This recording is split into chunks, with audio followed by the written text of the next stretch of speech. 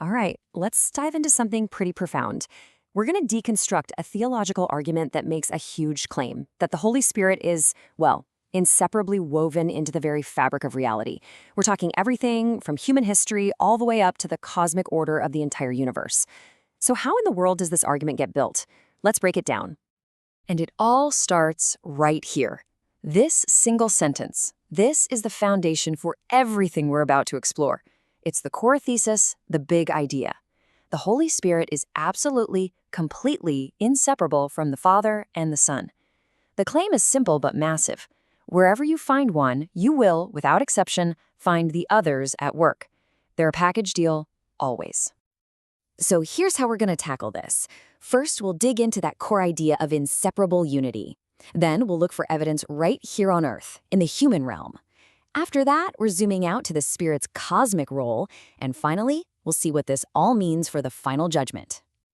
Okay, first up, this core thesis. The whole argument kicks off with this idea of an indivisible connection. And the key thing here isn't just that the Spirit is around, it's that every single divine action is a unified operation. You just can't pull their work apart. It's not like one does this and the other does that independently. It's all one. And to make this crystal clear, the author gives us a really concrete example. Remember the story of Sapphire, the woman who lied to the early church? Well, when Peter confronts her, he doesn't just say, "Hey, you lied to the Spirit." No. He says, "You have not lied unto men, but unto God." See what's happening there? It perfectly illustrates the logic. A sin against the Spirit is a sin against God because you can't separate them. Their work is one and the same. The argument then shifts to the early church itself as another piece of evidence. Now, you might see these different roles here. You've got God working the operations, the Lord giving administrations, and the Spirit distributing gifts. It looks separate, right? But look at that last point. The text argues that all of it comes from one and the self-same Spirit. It reveals the single, totally coordinated will behind everything.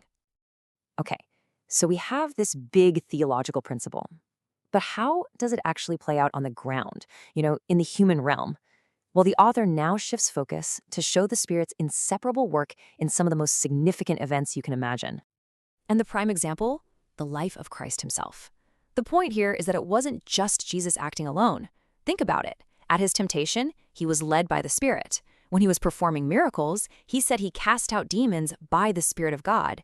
And then, after the resurrection, how does he restore grace? By breathing the Holy Spirit onto his disciples.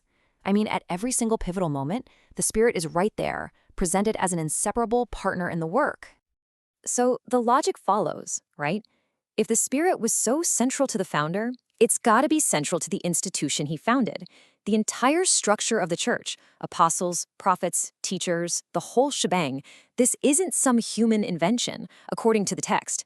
It's presented as an order set up directly by the Spirit, a direct manifestation of its work right here on Earth. Okay, buckle up, because now the argument makes a massive leap in scale. We're moving beyond the human world and into the cosmos itself. We're going to explore the Spirit's role in the very act of creation and the ordering of the heavens. This is big picture stuff. And to do that, the source introduces a really crucial idea, the Spirit as the perfecting cause. Now, what does that mean? Think of it like this. The Spirit's special job isn't to start creation, but to complete it, to bring it to its intended fullness, its holiness, its perfection. It's the finishing touch, the thing that makes creation whole. All right, let's really get into this, because this three-part framework is the absolute foundation of the cosmic argument. So, step 1, the Father is the original cause, the source, the one who wills everything. Step 2, the Son is the creative cause, the one who actually brings it all into being. And then step 3, the Spirit is the perfecting cause, the one who completes and sanctifies what's been made. It's this logical step-by-step process, but it's also a totally unified operation, all happening together. So where's the proof for this? The author points right to this verse. The argument is that the word of the Lord, that's the Son, and the breath of his mouth, that's the Spirit. And the text is super clear. This breath isn't just, air or vapor. No, it's an active, living power that makes the hosts of heaven firm and solid, perfecting them. Now, to make this idea of perfecting even clearer, the argument brings up a really fascinating point about angels. It claims that angels aren't just holy by nature. Their holiness isn't baked into their very being. Instead, it's an external grace, a gift given to them by the Spirit. And this is where it gets really interesting. Look at how this is broken down. On one side, you have the angel's basic substance. It's described as an aerial spirit or immaterial fire.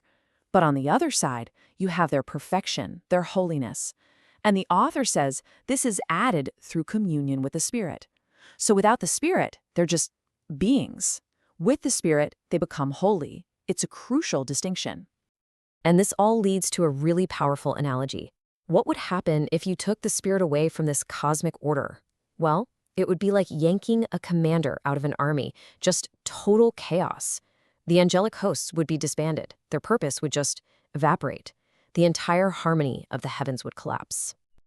So, okay, we've seen the Spirit's role in the church, and we've seen its role in creation itself, which leads to the big question, right?